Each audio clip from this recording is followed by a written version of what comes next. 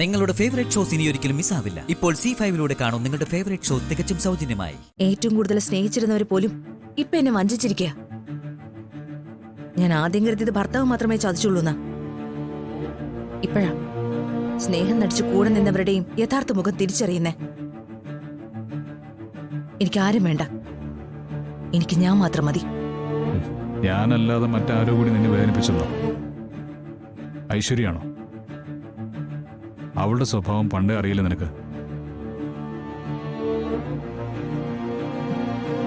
ഇപ്പൊ മനസ്സിലാവുന്നു. മറ്റു പലരെക്കാളും ക്വാളിറ്റി ഉണ്ട് ഐശ്വര്യക്ക്. ഉള്ളത് മുഖത്ത് നോക്കി പറയുമല്ലോ.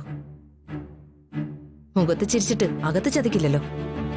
നീ എന്തൊക്കെ ഈ പറയുന്നു? എനിക്കൊന്നും മനസ്സിലാവുന്നില്ല. അച്ഛനോടും അമ്മയോട് സോറി പറയാമെങ്കിൽ പറ. ഞാൻ പറഞ്ഞു. ഞാൻ ആരോട് എന്ത് പറയണമെന്ന് ഞാൻ തീരുമാനിച്ചോളാം. അമൃതേച്ചി, അയ്യോ ഇതൊക്കെ നിലത്തിട്ടൊക്കെയാണോ?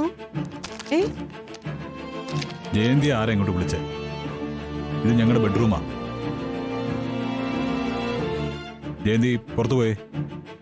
ജയന്തിയെ ഞാനാ വിളിച്ചേ. അയ്യോ ഞാൻ കാരണം ഒരു തർക്കം വേണ്ട, ഞാൻ പോയേക്കാം. ജയന്തി ഒരിടത്തും പോണ്ട, നിൽക്ക്.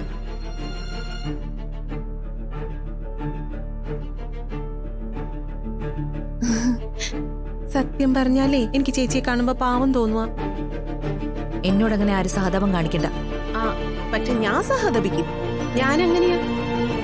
ഒരാൾക്ക് വേണ്ടെങ്കിലും ഞാൻ സഹതപിക്കും.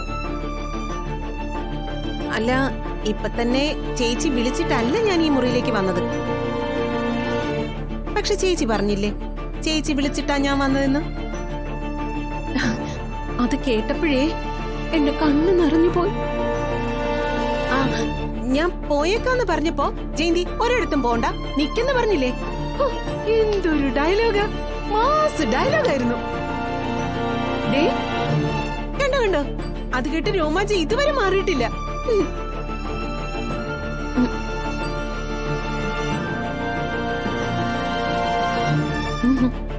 ചേച്ചി, ഞാനൊരു കാര്യം പറയട്ടെ. എന്താ? അല്ല, ചേച്ചിയെ ഞാൻ എന്റെ സ്വന്തം ചേച്ചിയെ പോലെ കാണുന്നോണ്ട് പറയുന്നതാ. അല്ല, മുമ്പ് പറഞ്ഞിട്ടുള്ള കാര്യം തന്നെയാ. ശ്യാമയെ ഈ കുടുംബം ഇല്ലാതാക്കും. ഈ മിണ്ടാപ്പൂച്ച കലോടയ്ക്കുന്നല്ലേ, ആ പഴഞ്ചൊല്ല് കേൾക്കുമ്പോഴൊക്കെ എനിക്ക് തോന്നും ശ്യാമയെ കണ്ടിട്ട് ആ പഴഞ്ചൊല്ല് ഉണ്ടാക്കിയെന്ന്. ശ്യാമ എന്റെ നാത്തൂനൊക്കെ തന്നെയാ. അവളെ സോപ്പിട്ടൊക്കെ നിന്നാ എനിക്ക് ഗുണമേ കിട്ടൂ.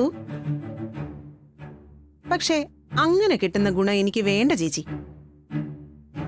അല്ല, അങ്ങനെയുള്ള ഗുണം ദേഹത്ത് പിടിക്കത്തൂല്ല.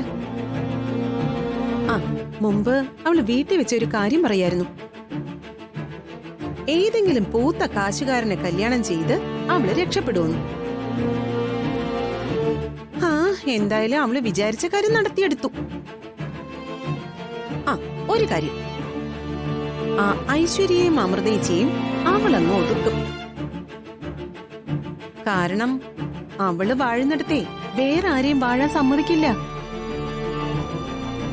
ഡൗൺലോഡ് ചെയ്യൂ C5 ആപ്പ്. കാണൂ എല്ലാ എപ്പിസോഡുകളും സൗജന്യമായി.